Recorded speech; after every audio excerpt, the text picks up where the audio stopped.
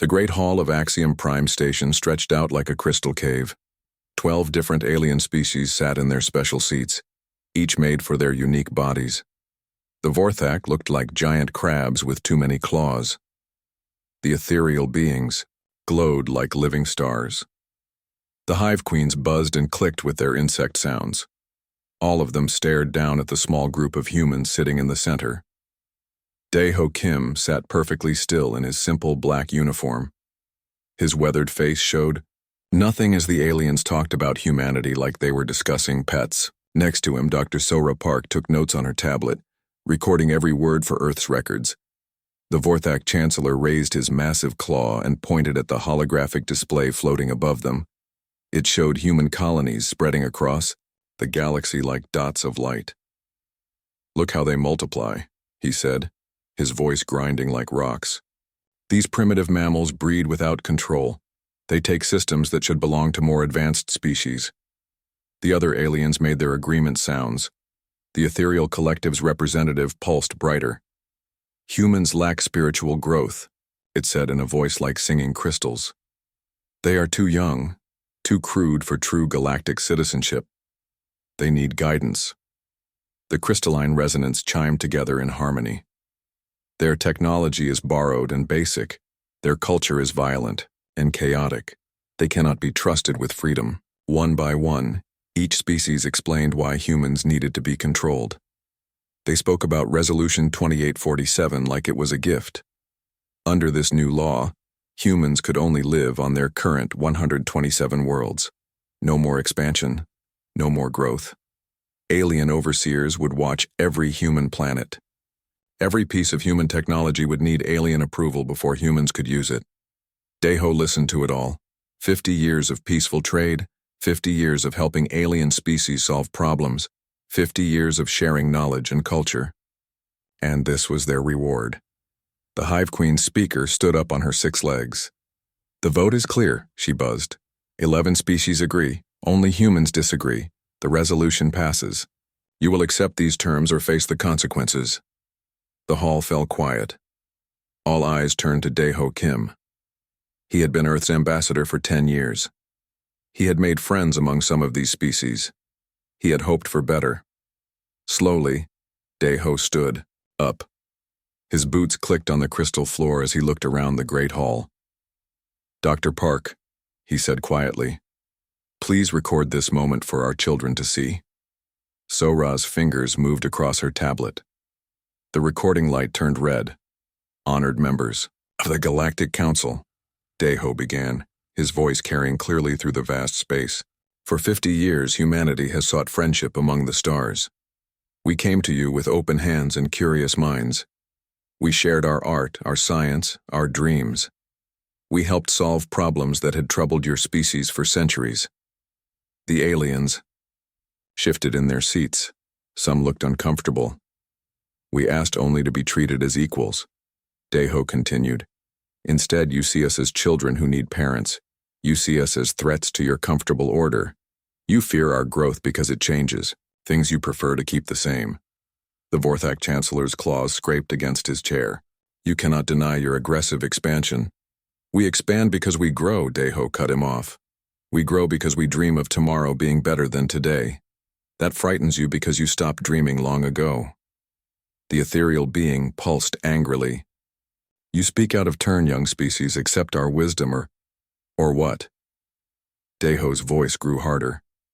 "You'll cut off trade? Stop talking to us? Threaten us with your fleets?" He smiled, but it wasn't a happy smile. "You still don't understand what you're doing."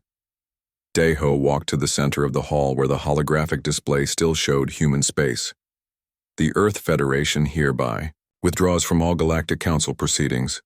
We resign our membership, we cancel all treaties, we end all agreements. Effective immediately." The hall erupted. Alien voices rose in shock and anger. The translation crystals sparked and flickered, trying to keep up with all the different languages.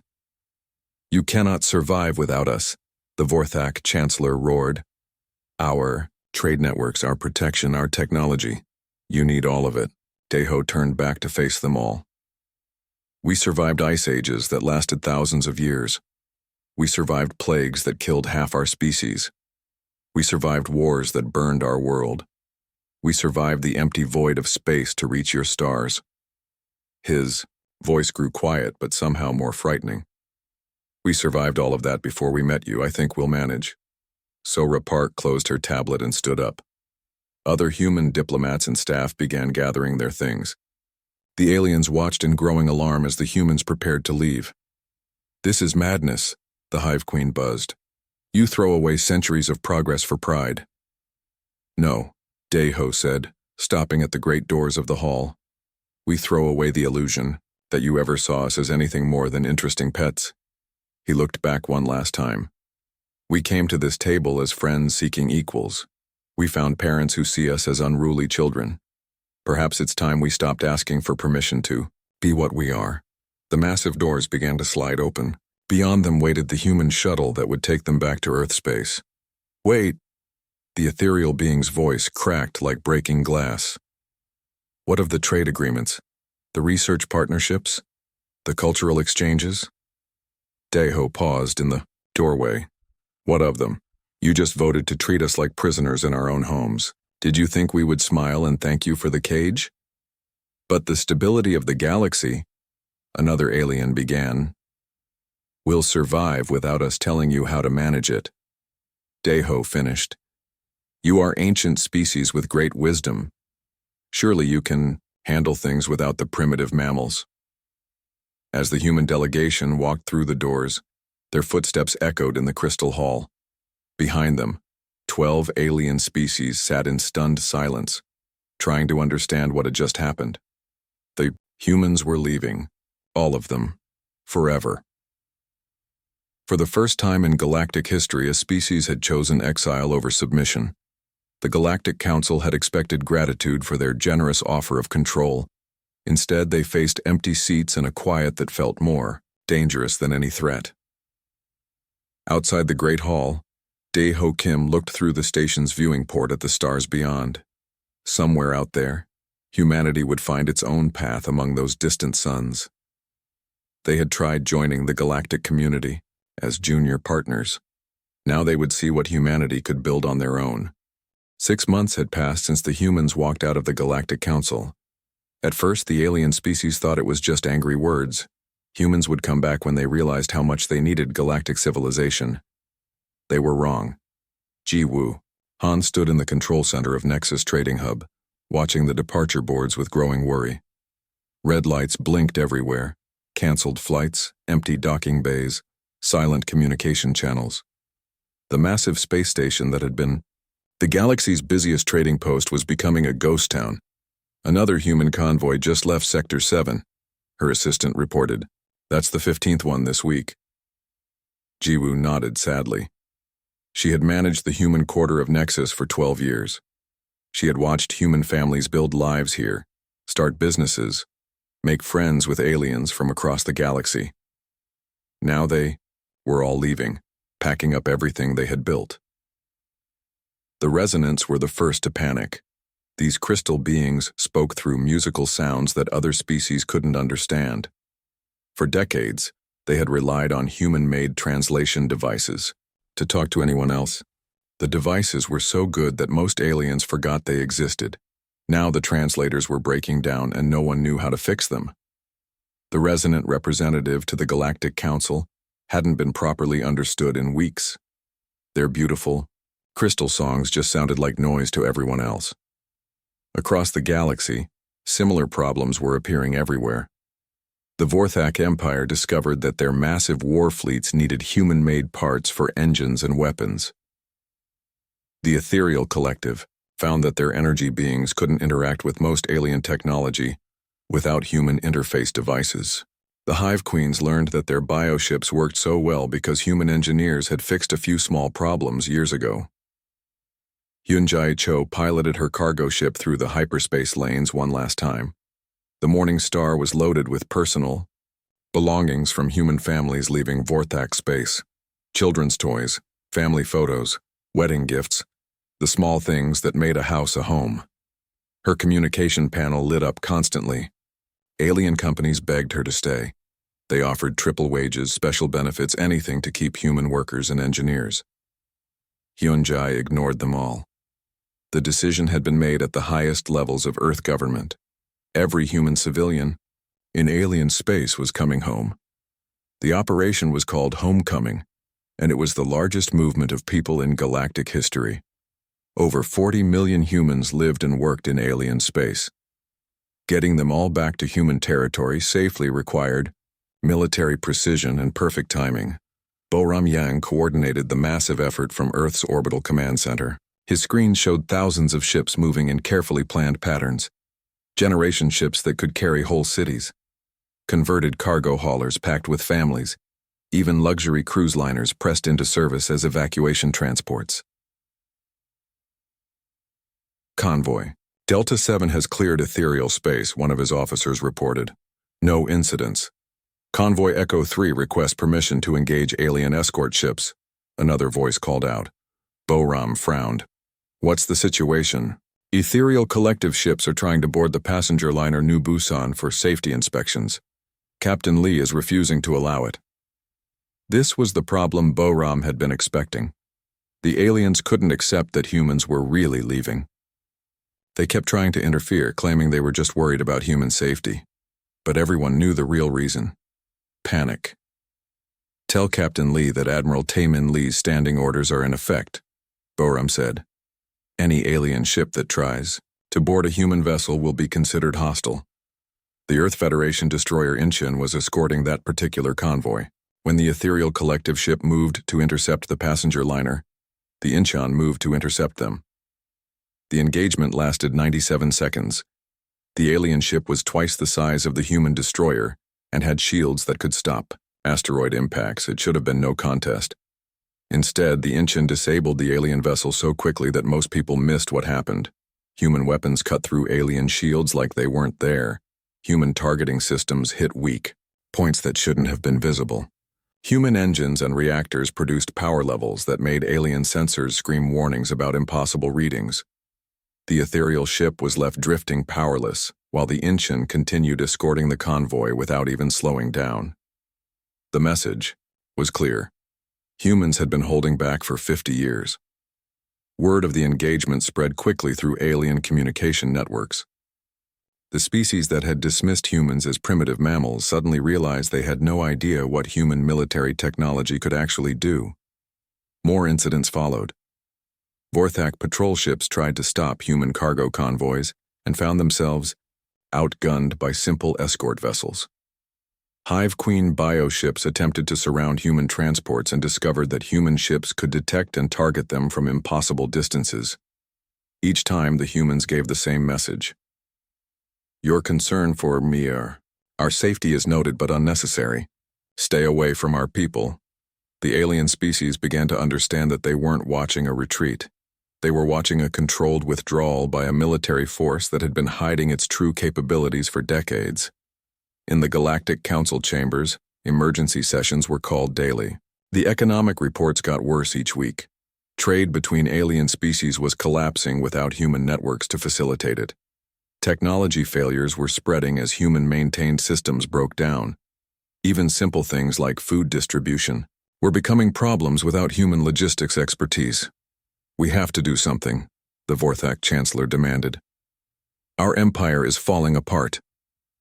What can we do? The Hive Queen replied.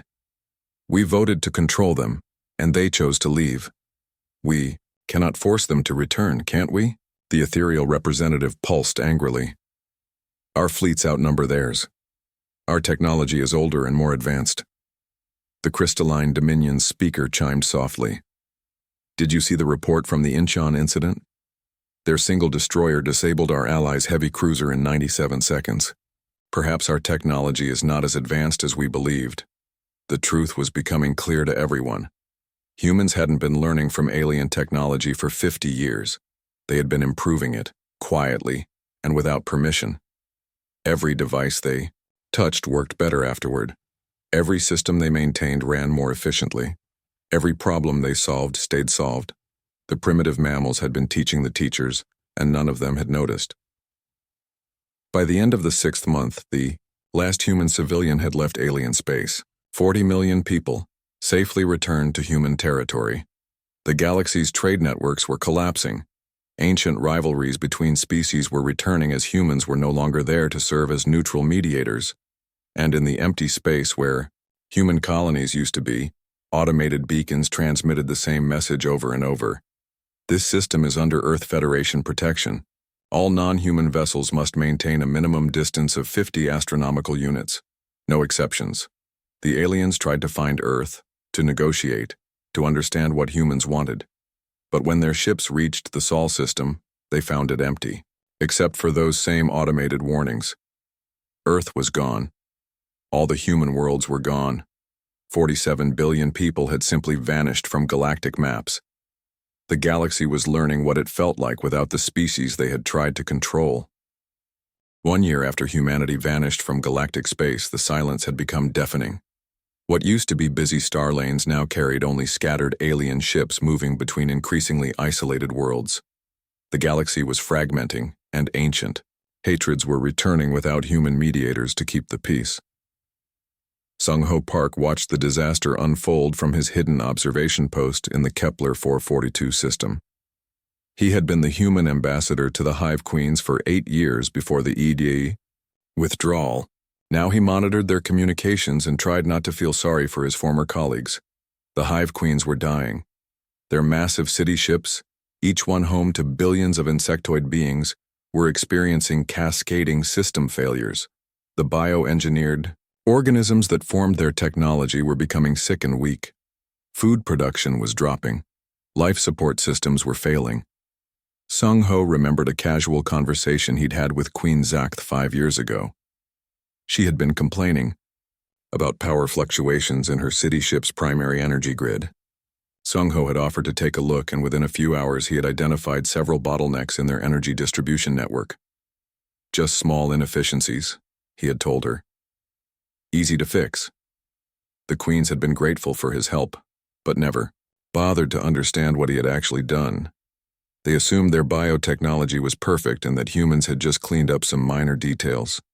Now, with no humans to maintain those minor improvements, their cities were slowly dying.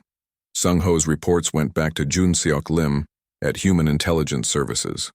Junseok operated from a listening post hidden in the asteroid belt of an unmapped system, monitoring communications across the galaxy. What he saw worried him more than the aliens' immediate problems. The galaxy was not just fragmenting economically, it was preparing for war. The Vorthak Empire had begun mobilizing its battle fleets against the Crystalline Dominion. Old territorial disputes that had been settled for centuries were being reopened. The ethereal collective was spiritually purifying systems that had once been economically integrated with other species. Without human trade networks serving as neutral ground, without human diplomats helping resolve conflicts, the ancient species were reverting to their old patterns of competition and conquest. But Junseok's deep space monitors were detecting something far more dangerous. Massive objects were moving at the edge of the galaxy.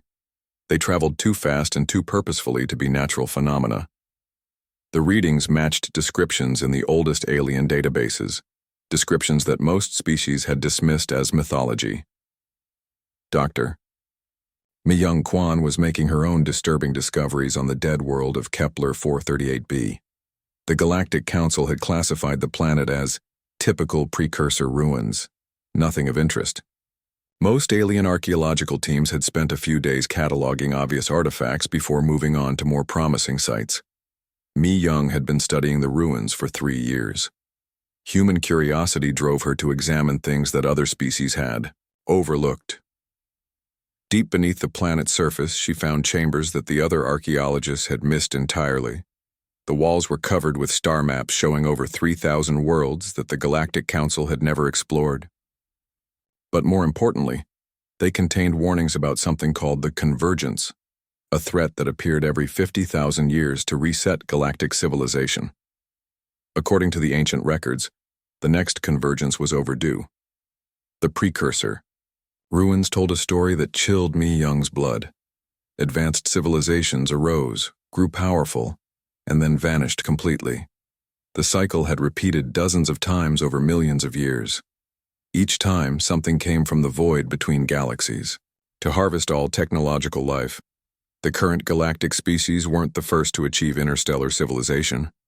They were just the latest iteration in an endless cycle of growth, harvest, and renewal. My Young transmitted her findings to Earth through quantum-encrypted channels. The response came back within hours. Continue research. Prepare full report. Priority Alpha. Priority Alpha meant that only the highest levels of Earth government would see her data. Mi Young wondered what else humanity had discovered that required such secrecy. Meanwhile, the Galactic Council's attempts to contact Earth were becoming increasingly desperate. They sent diplomatic missions to the Sol system, only to encounter automated defense systems that politely but firmly turned them away. They tried to trace human ships through hyperspace, but the trails always went cold at unmapped jump points. Humanity had vanished as completely as if they had never existed.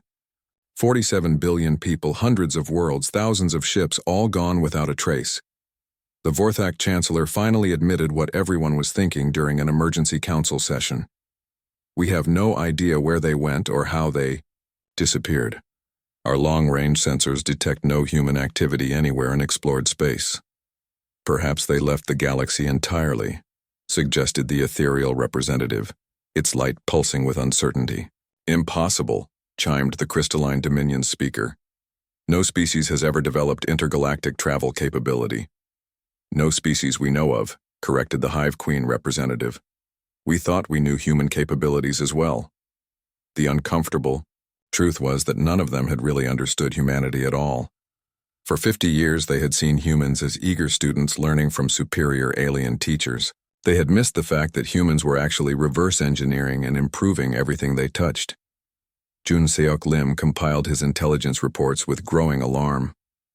The galaxy was falling apart faster than anyone had predicted. Ancient weapon systems that had been dormant for millennia were being activated. Trade routes that had been stable for centuries were becoming battlegrounds. Most concerning of all, the objects moving at the galactic edge were getting closer. Deep space monitoring stations were detecting energy signatures that didn't match any known technology. The reading suggested constructs the size of small moons moving in perfect geometric formations. Jun Seok's final report to Earth was brief but urgent. The galaxy is fracturing along ancient lines. The monitoring stations have confirmed approach of unidentified massive objects from intergalactic space. Recommend immediate activation of Phase 3 protocols. The response came back within minutes. Phase 3 approved. Begin the revelation. Across human space, hidden facilities that had been dormant for decades suddenly came to life. Ships that existed in no official records began moving toward predetermined positions. Technologies that had been theoretical became operational overnight. The galaxy thought humanity had abandoned them. They were about to learn that humanity had been preparing for something much worse than political disagreements. On her research station, Mi Young Kwan received new orders. Prepare for contact with precursor quantum networks. Full disclosure protocols are now in effect. In his listening post, Jun Seok Lim began transmitting activation codes to human agents who had been living undercover in alien space for years, waiting for this moment. And in the hidden shipyards scattered across unmapped systems, Commander Won Bin Kim received authorization to reveal Project Lighthouse, humanity's real response to the coming convergence. The galaxy was about to discover that the primitive mammals had been reading the manual while everyone else assumed there wasn't. 1. The Vorthak Chancellor was reviewing battle plans when his communication console erupted in alarms. A ship had appeared in orbit around the Vorthak homeworld without triggering any of their early warning systems. According to sensors, it had simply materialized from empty space. Captain Donghyun Cho sat in the command chair of the stealth ship Silent Dawn, watching the chaos his arrival had caused on the planet below. Defense fleets were scrambling, weapons platforms were powering up, and emergency broadcasts were flooding all communication channels. He opened a direct channel to the Chancellor's palace. This is Captain Cho of the Earth Federation vessel Silent Dawn. I have a message for your government.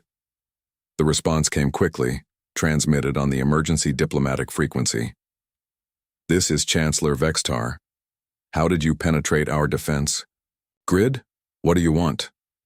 Humanity offers assistance against the approaching convergence, Dong-hyun said simply. This offer expires in 72 hours. Silence filled the communication channel. Finally, the Chancellor's voice returned, filled with confusion and anger. What convergence? What are you talking about? Check your deep space sensors, Chancellor. Check your oldest historical records. Then decide if you want our help or if you prefer to face extinction alone. Dong-hyun cut the transmission and watched as Vorthak ships tried unsuccessfully to target his vessel. The Silent Dawn used technology that bent light and gravity around it, making it effectively invisible to conventional sensors. It was just one of many innovations that humanity had developed in secret. Similar messages were being delivered to every major alien government simultaneously. Human ships appeared without warning in the heart of their most secure systems, delivered the same offer, and vanished again before anyone could respond. Dr. Hae-Jin Lee stood in the command center of Project Lighthouse, humanity's most classified research facility. Hidden in the Oort cloud of an unmapped star system, the station had been operational for 47 years, since before humanity's first contact with alien species. The walls around her displayed holographic star charts showing the approach of the convergence fleet. Massive geometric constructs moved through the void between galaxies, each one larger than most space stations. Conservative estimates put their arrival at 18 months. Status report. Hae-Jin called to her team. Precursor quantum network is fully integrated, reported her chief technician. We have access to the historical databases from 12 previous galactic cycles. Allied fleet construction is at 87% completion, added the military liaison. Commander Wonbin Kim reports that the hybrid vessels are performing beyond specifications. Hae-Jin nodded, reviewing data that would have seemed impossible just years earlier. Project Lighthouse had begun when human archaeologists found their first precursor ruins during early galactic expansion. While other species saw ancient buildings and discarded technology, humans saw a pattern. Every 50,000 years, advanced galactic civilization was wiped clean. The survivors were left to start over, never knowing what had destroyed their predecessors. Most alien species had myths about the time of endings, but they treated them as stories rather than historical warnings. Humans had taken the myths seriously. The precursors hadn't been destroyed by the convergence. They had transcended it. Before the last harvest, they had uploaded their consciousness into a quantum network that existed outside normal space-time. They had left behind blueprints for technology that could fight the Devourers, but only for a species wise enough to look for it. Humanity had been looking. Commander Wonbin Kim received clearance to reveal the hidden fleet just as alien governments were beginning to respond to humanity's messages. The Vorthak Chancellor had checked his deep space sensors and found readings that matched legends his people had tried to forget. The Ethereal Collective had consulted their oldest archives and discovered references to the Harvesters from beyond. One by one, the alien species were confronting the truth that their mythologies were actually history. The emergency Galactic Council session was chaotic. Representatives who hadn't spoken to each other in months were forced to work together as they faced evidence of approaching extinction. The quantum transmission from humanity arrived in the middle of their panicked debates. Yujin Park appeared as a flickering hologram in the center of the council chamber. She had been the diplomatic corps specialist assigned to prepare for this exact moment. Her image was distorted by quantum interference, making her seem almost ghostly. Honored members of the former Galactic Council, she began, her voice carrying clearly despite the transmission distortion. You have questions about the approaching threat. We have answers. The holographic display changed to show the convergence fleet in detail. Geometric constructs that defied conventional understanding of physics moved in formations that bent space-time around them. Energy readings suggested technology that could dismantle matter at the quantum level. For 50 years you wondered why humans seemed so curious about everything, Yujin continued. Why we asked endless questions about ancient history. Why we explored dead worlds that others ignored. Why we never seemed satisfied with existing technology. The alien representatives watched in growing alarm as the display showed human archaeological sites on dozens of worlds. Each site had yielded pieces of the same terrible puzzle. "We weren't trying to catch up to your level of technology," Eugen explained. "We were trying to prepare for what's coming. The Devourers have harvested galactic civilization 47 times over the past 2 million years. You are not the first advanced species to achieve interstellar travel. You are simply the latest." The Vorthak Chancellor's claws scraped against his chair. "That's impossible. Our histories go back over 200,000 years. Your written histories," Eugen corrected. "The Devourers are thorough. They leave enough primitive life to eventually evolve into the next cycle of civilization, but they erase all traces of technological advancement. Your myths and legends are fragments of memories from previous cycles." The ethereal representative pulsed with agitation. "If this threat is real, why did you hide from us? Why didn't you warn us?" "We tried to prepare you gradually," Eugen replied. "We hoped to guide galactic civilization toward unity and cooperation without revealing the full truth. Instead, you chose to see us as subordinates who needed management." The display changed again, showing hidden shipyards scattered across unmapped star systems. Massive construction facilities built vessels that combined human innovation with recovered precursor technology. The ships looked like nothing any alien species had ever seen. Humanity withdrew from galactic politics not out of anger, but out of necessity, Eugen said. "We needed time to build defenses without interference. We needed to prepare for a war that you had forgotten was coming." Commander Wonbin Kim's fleet began decloak procedures across dozens of star systems. Ships that had been invisible to sensors suddenly appeared on alien detection grids. The vessels were enormous, dwarfing anything in the current galactic fleets, but they moved with impossible grace and speed. "The offer stands," Eugen continued as images of the human fleet filled the holographic display. "Joint defense, shared technology, unified command structure. But this time, humanity leads the War Council. This time, you listen to the species that actually read the warnings your predecessors left behind." The council chamber fell silent as representatives tried to process what they were seeing. The primitive mammals they had dismissed as inferior had spent 50 years secretly preparing for a threat that none of them had taken seriously. Dr. Yunbi Cho's voice joined the transmission from her research facility. "We have successfully contacted the precursor quantum network. Millions of uploaded consciousnesses from previous galactic cycles are ready to assist in the defense. They have been waiting 2 million years for a species capable of breaking the harvest cycle." Right. Truth was overwhelming. Humanity hadn't been studying alien technology. They had been reverse engineering it to understand its precursor origins. They hadn't been exploring empty space. They had been searching for hidden precursor facilities. They hadn't been asking random questions. They had been gathering intelligence about a threat that most species had forgotten existed. The Vorthak Chancellor was the first to respond. His voice was quiet, almost defeated. "What do you need from us?" "Everything," Eugen replied. "Your fleets, your industrial capacity, your scientific knowledge, and most importantly, your trust. The Devourers have never faced unified galactic resistance. They expect to encounter scattered groups of primitives fighting with limited technology." The holographic display showed the galaxy itself being transformed into a weapon system. Stars linked by quantum networks, planets converted into defense platforms, entire solar systems coordinated as single defensive units. "We're not going to fight them in space," Eugen explained. "We're going to turn the galaxy itself against them. But we need every species working together to make it possible." The Crystalline Dominion's representative chimed softly. "You're asking us to trust the species we just tried to subjugate."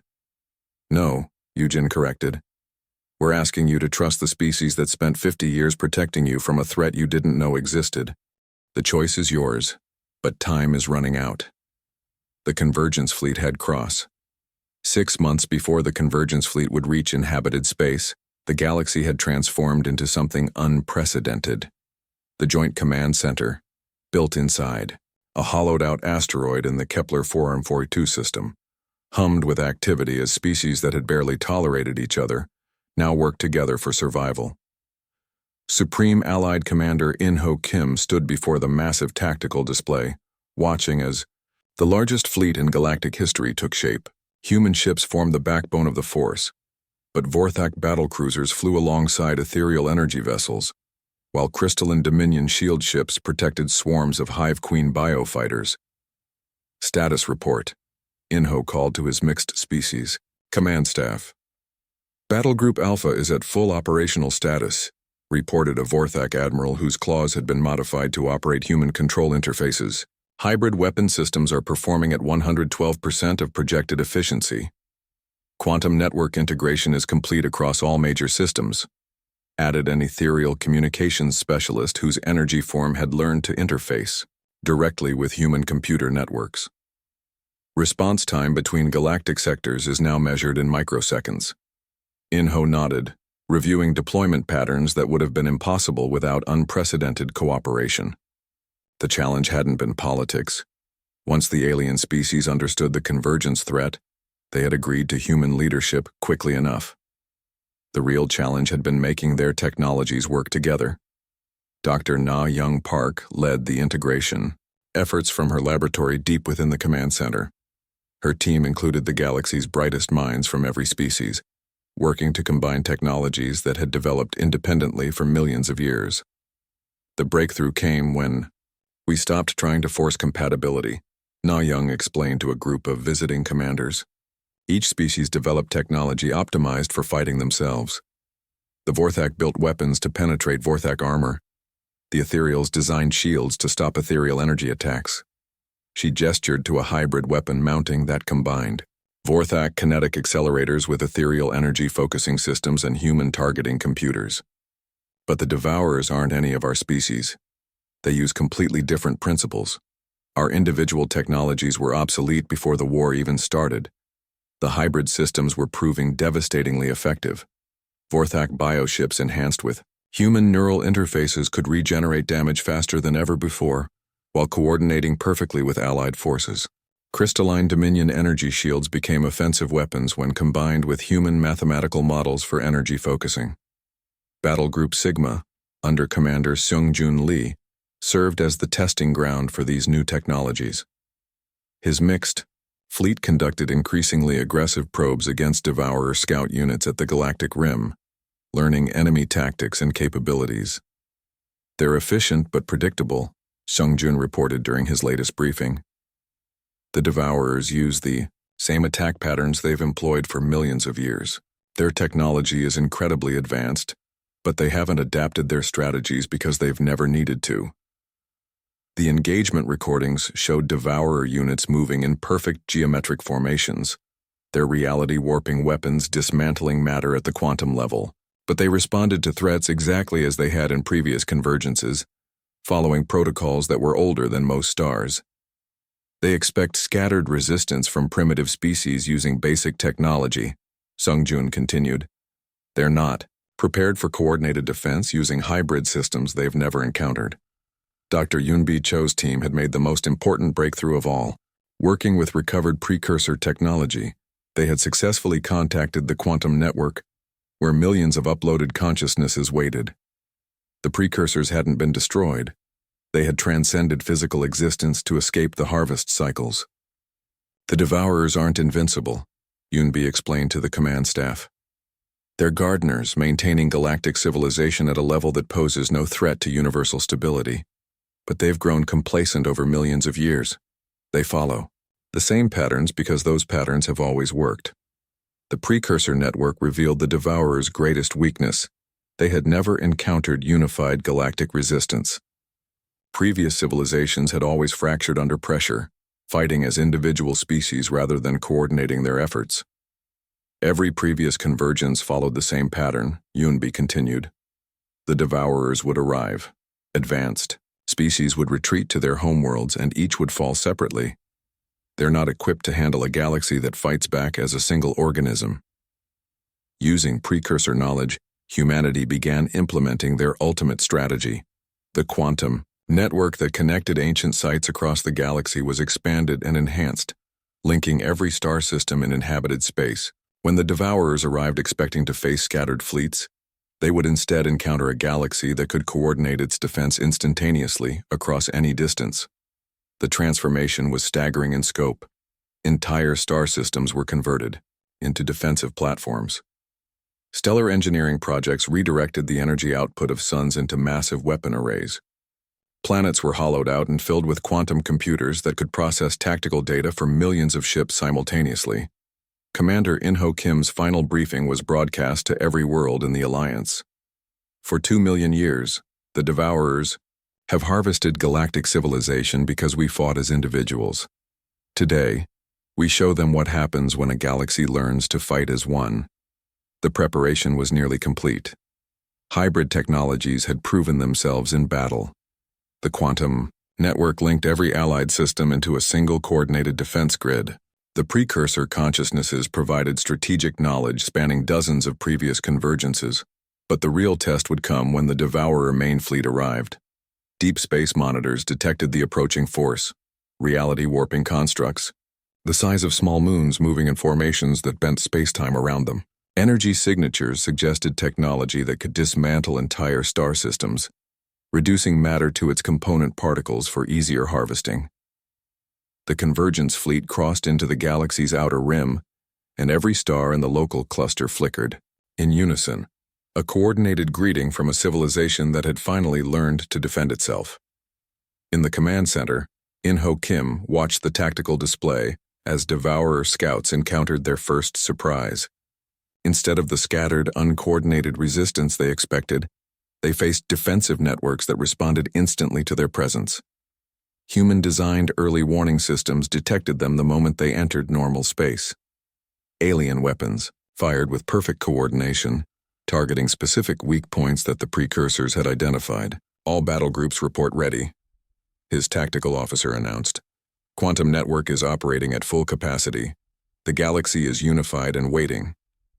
In-Ho nodded, knowing that the next few hours would determine whether galactic civilization survived to see another cycle, or whether the Devourers would harvest them like all the others. The difference this time was that the galaxy wasn't just defending itself. It was fighting back with the accumulated knowledge of 47 previous civilizations, coordinated by a species that had spent 50 years preparing for this exact moment. The Devourers had come to harvest a garden. Instead, they were about to discover that the garden had learned to bite back.